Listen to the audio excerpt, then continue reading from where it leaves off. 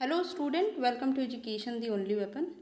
तो आज की वीडियो में हम TSSSB के लिए CDP की अपनी क्लास जो है कंटिन्यू करेंगे। और एक बार हम देख लेते हैं क्या क्या हमने कंप्लीट कर लिया है CDP में। तो हमने एजुकेशनल साइकोलॉजी पूरी कंप्लीट कर ली है। चाइल्ड डेवलपमेंट के जितने स्टेज होते हैं उसको बहुत ही डिटेल में कंप्लीट कर लिया है। और पियाजे की थ्योरी जो है वो भी कंप्लीट कर लिया है, और वाइगॉत्स्की की भी थ्योरी हमने कंप्लीट कर ली है, जो कि कॉग्निटिव डेवलपमेंट और चाइल्ड डेवलपमेंट से रिलेटेड थी। आज हम देखने वाले हैं लैंग्वेज और उसका डेवलपमेंट। और इसके जो कुछ कुछ टर्म आते हैं इसमें ऐसे, जो कि आपके हिंदी पेडागॉगी और इंग्लिश पेडागॉगी दोनों के लिए ही इम्पॉर्टेंट हो जाते हैं। कई बार टर्म पूछ लेता है कि इसका क्या मतलब है, ये किस चीज़ के लिए यूज किया जाता है। तो हम इसको देखते हैं, समझते हैं। तो लैंग्वेज क्या होता है? सबसे पहले तो language is a medium of communication. हम किसी को अपनी बातें, अपनी फीलिंग, अपने विचार जिस चीज़ से व्यक्त करते हैं वो भाषा है। ठीक है, भाषा कई प्रकार की होती है। हमारे यहाँ इंडियन है, हिंदी लैंग्वेज, और बहुत सारी लैंग्वेज हमारे इंडिया में बोली जाती है। हर लैंग्वेज में इन्फानाइट जनरेटिविटी का कैरेक्टरिस्टिक पाया जाता है। इसका क्या मतलब होता है? आपने देखा है, आप जानते ही हैं, हिंदी में अल्फ़ाबेट में, सॉरी, इंग्लिश में अल्फ़ाबेट में कितने अक्षर होते हैं? 26 होते हैं, 26 लेटर होते हैं। इन 26 लेटर से पता नहीं कितने 26 लाख 26 करोड़ वर्ड हम बना सकते हैं। ठीक, इन्हीं अक्षर को इधर उधर करके। ठीक है, कुछ भी मतलब, अब अक्षरों से आप बहुत कुछ, अब जैसे यही है तो आखिर ये सब किससे बना हुआ है? ये आपके जो 26 लेटर हैं उन्हीं से तो मिलके बना हुआ है। तो हर लैंग्वेज में इनफानाइट जनरेटिविटी का कैरेक्टरिस्टिक पाया जाता है, चाहे वो हिंदी लैंग्वेज हो चाहे इंग्लिश लैंग्वेज हो। अब इंग्लिश में जितने, हिंदी में जितने स्वर और व्यंजन होते हैं उन्हीं से मिलकर के हम क्या बनाते हैं? शब्द बनाते हैं, और अनगिनत शब्द बनाए जा सकते हैं।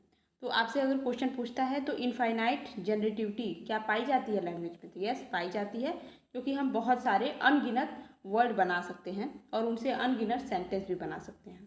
ठीक, अब हम देखते हैं कुछ रूल, किस तरह से भाषा को हम एक तरीके से बात करते हैं, एक तरीके से हम व्याकरण के माध्यम से जो है हम बोलते हैं, उसमें किस तरह से कौन से वर्ड पहले रखने चाहिए, बाद में रखने चाहिए, इनसे रिलेटेड कुछ टर्मिनोलॉजी है वो देख लेते हैं। जैसे सबसे पहले है फोनोलॉजी, यानी स्वनिम विज्ञान इसको बोलते हैं, स्वर का विज्ञान।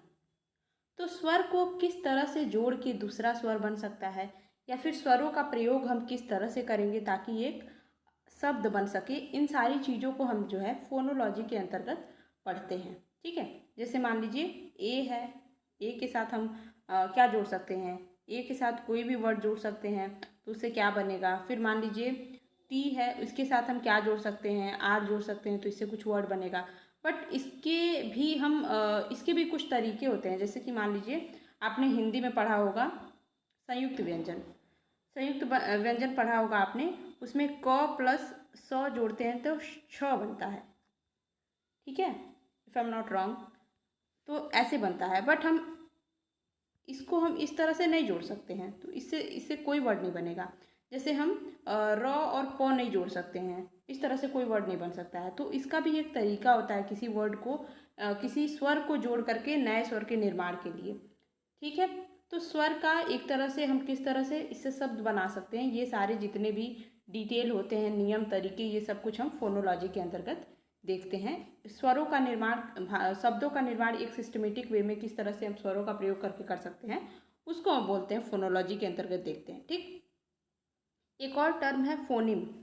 फोनिम जिसकी हिंदी होती है स्वनिम। ठीक है, स्वनिम, ये क्या होता है? तो सबसे छोटा स्वर, सबसे छोटा स्वर जिसको और नहीं तोड़ा जा सकता। जैसे ए, बी, सी, इनको हम और नहीं तोड़ सकते हैं। हिंदी में अ, ए, उ, इनको हम बिल्कुल और ज़्यादा ब्रेक नहीं कर सकते, ये सबसे छोटा फॉर्म होता है। ठीक है, तो ध्वनि का या साउंड का सबसे छोटा जो फॉर्म होता है उसको हम फोनिम बोलते हैं। ओके, ये आपसे डायरेक्ट पूछा है क्वेश्चन में, मतलब ऐसे दे देता है कि सबसे छोटा फॉर्म जो होता है ध्वनि का उसको हम क्या बोलते हैं। व्यंजन लिख देगा, स्वर लिख देगा, फोनिम लिख देगा, तो आपको मार्क करना है फोनिम। अब हम देखते हैं सेकेंड टर्म मॉर्फोलॉजी। तो जिस तरह से हमने देखा कि स्वर का निर्माण किस तरह से हो रहा है, स्वर का निर्माण क्या तरीका होता है, उसमें बहुत सारे तरीके होते हैं, उसी तरह से शब्दों का निर्माण किस तरह से होगा उसको हम मॉर्फोलॉजी के अंतर्गत पढ़ते हैं। ठीक है, जैसे इंग्लिश में पुट है, CUT कट है। अब TUC तो आप कुछ नहीं कर सकते, TUC मतलब कुछ नहीं होगा, TUP कुछ नहीं होगा। मतलब एक जो तरीका होता है शब्द भी बनाने का, उसको हम मॉर्फोलॉजी के अंतर्गत पढ़ते हैं, फॉर्मेशन ऑफ वर्ड। अब ये कोई भी लैंग्वेज का हो सकता है, हिंदी, इंग्लिश या फिर कोई और भी बाहरी विदेशी जो लैंग्वेज है, उसमें शब्दों का निर्माण जिस तरह से होता है उसको हम मॉर्फोलॉजी के अंतर्गत देखते हैं। इसमें भी एक छोटा टर्म है मॉर्फीन। मॉर्फीन मतलब ऐसा मीनिंगफुल वर्ड, सबसे छोटा मीनिंगफुल वर्ड जिसको और अधिक नहीं तोड़ा जा सकता। ठीक है, जैसे ईट, ईट मतलब खाना, कट मतलब काटना, पुट मतलब डालना। तो ये इसको हम और नहीं तोड़ सकते। अब ई ए को तो अलग नहीं कर सकते हैं, बट अगर अब मान लीजिए आपका कोई छोटा सा वर्ड है स्मॉल, ठीक है, तो इसको और आप नहीं तोड़ सकते, बट स्मॉलर अगर हो जाए तो ये ऐसा वर्ड है जिसको आप कट कर सकते हैं, इसको और छोटा बनाया जा सकता है। ठीक है, उसी तरह बिग, बिग सबसे छोटा वर्ड है तो बिगर उसका बड़ा वर्ड हो जाएगा, मतलब बिगर को हम तोड़ सकते हैं पर बिग को नहीं तोड़ सकते हैं। ठीक है, तो सबसे जो छोटा वर्ड, वो भी मीनिंगफुल वर्ड, कुछ भी नहीं, जिसका कुछ अर्थ निकलता हो, उसको जो ना तोड़ा जा सके उसको हम बोलते हैं मॉर्फीन। ठीक है, और नॉलेज ऑफ मॉर्फोलॉजी को हम बोलते हैं मॉर्फोलॉजिकल अवेयरनेस। उसी तरह से फोनोलॉजिकल अवेयरनेस भी होता है, अगर हमें शब्द बनाने, सॉरी, स्वर का प्रयोग करने का जो तरीका होता है, फोनोलॉजी का हमें जो नॉलेज है अगर हम, तो उसको बोलते हैं फोनोलॉजिकल अवेयरनेस। और अगर हमें मॉर्फोलॉजी की नॉलेज है तो उसको हम बोलेंगे नॉलेज ऑफ, यानी कि मॉर्फोलॉजिकल अवेयरनेस, यानी कि नॉलेज ऑफ मॉर्फोलॉजी। अगला हमारा टर्म है, ये हमने कई बार देखा है, ये हिंदी और इंग्लिश के पेडागॉजी में आता है, देखने को मिलता है, सिंटैक्स। तो सिंटैक्स जो होता है, शब्दों को एक सेंटेंस के अंदर किस तरह से किस क्रम में लगाना है, तो उसको हम सिंटैक्स बोलते हैं।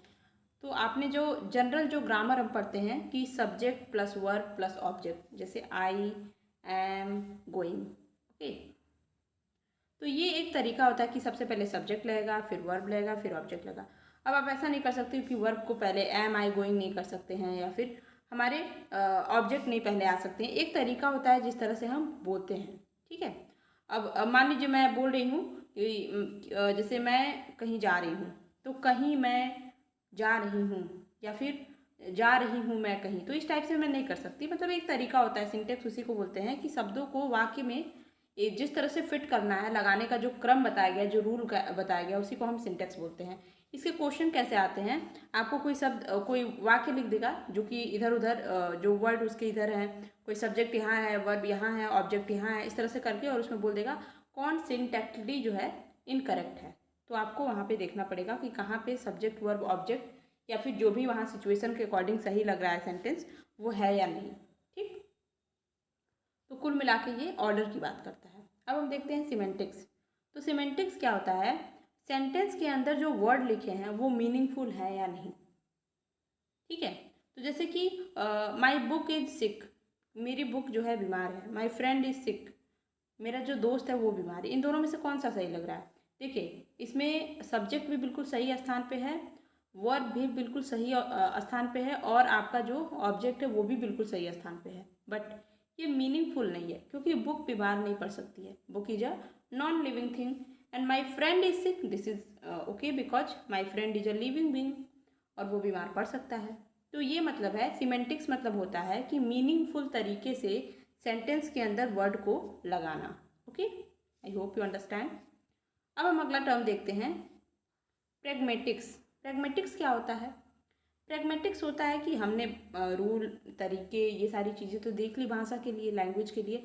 अब हम उसको दैनिक जीवन में अपने प्रैक्टिकल लाइफ में किस तरह से यूज कर रहे हैं, सोसाइटी, कल्चर और सिचुएशन के अकॉर्डिंग, वो होता है हमारा प्रेगमेटिक्स। ओके, जैसे कि आपकी बात करने का जो तरीका है ना, जस्ट सपोर्ट आपको बोलना है, आपसे किसी ने क्वेश्चन किया कि तुम आए क्यों नहीं। ठीक है, तुम आए क्यों नहीं, बहुत बड़ा फंक्शन था, तुम क्यों नहीं आए। तो आप अपने दोस्त को कैसे बोलोगे, अरे यार मैं बहुत बिजी था, मेरे पास ये काम था, मैं नहीं आ पाया। आप अपने पापा को कैसे बोलोगे, मान लो आपके पापा या आपके घर वालों ने बुलाया, तो आप बोलेंगे मुझे कुछ काम आ गया था, मुझे माफ़ करिएगा, मैं यहाँ बिजी हो गया था। यहाँ पे आपका टोन, तरीका, बात वही कह रहे हो आप, पर सब कुछ चेंज हो गया।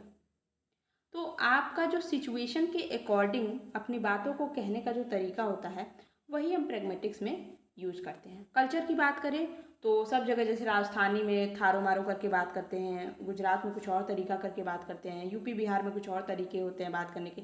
बात सब वही कहेंगे बट सबके अपने अपने तरीके होते हैं, तो कल्चरल चीज़ें हैं ये।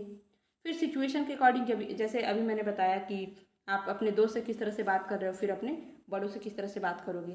सोसाइटी की बात होती है, सोसाइटी में वो किस तरह से बात करते हैं। तो प्रैग्मेटिक्स का कुल मतलब होता है रियल लाइफ में हम किस तरह से अपनी बातों को जो है व्यक्त करते हैं, किस तरह से बातों को प्रैक्टिकली हम अपनी भाषा को यूज करते हैं, ये चीज़ होती है। ओके, तो यहाँ पे हमने बड़े बेसिक जितने भी होते हैं लैंग्वेज के वो हम देख लिए, और इसके बाद अगली वीडियो में हम बाकी की चीज़ें देखेंगे। और DTPLSP के लिए बाकी सारी जितने भी सिलेबस में चीज़ें थी, like Hindi, English, general awareness, ये आपको सारे के सारे मेरे चैनल पे प्लेलिस्ट बनी हुई है, वहाँ पे आपको मिल जाएगी।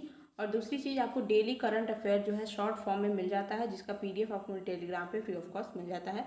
इसकी भी PDF आपको मेरे टेलीग्राम पे मिल जाएगी, तो आप वहाँ से जाके आप चाहें तो पढ़ सकते हैं। ओके, तो पढ़ाई करते रहें। Best of luck.